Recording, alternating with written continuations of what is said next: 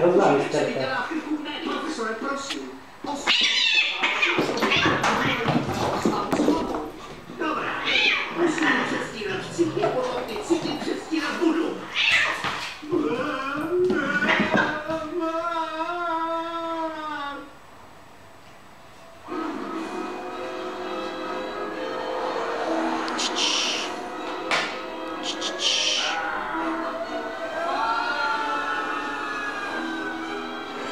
Pro zkušební účely jsem oblékl její podprsenku Ignor.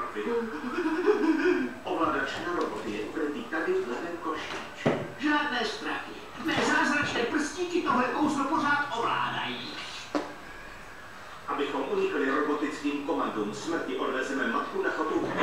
Dovede vás tam vzácná nedigitální mapa. Umí vám vzít oheň? Ne, ohně je dost veliký. Profesor cestu až do Bronxu nezvládne. Jak se tam dostaneme bez znášedla? Počkat, v mé době jsme se přemísťovali na velké vzdálenosti bez znášeně. To není možné. Jmenovalo se to okamžiček. Bylo to fakt známý. Ruth Gordonová to měla. Kolo! To jsem neslyšel. Ukaž nám tedy to kolo. Tak, hotovo. A nebylo by lepší, kdyby to bylo kulaté?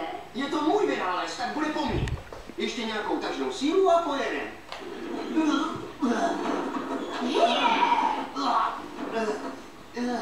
Rychle, roboti už ovládli předměstí. Ke svádění připraven. Vzal jsem si svůj líbací chrup a večerní kýlní pás. No, tohle mi dejte. A kdyby to nezbralo, mám volný šampaňský lakrytýř.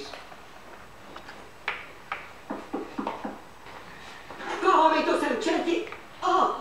Hubert Karlsvos? Utíkal jsem před nějakými roboty a střídnitý svět měsíce odražený od jejich krvavých klepet mi připomněl tebe. Už je to tak dávno. Jedna stará smradlavá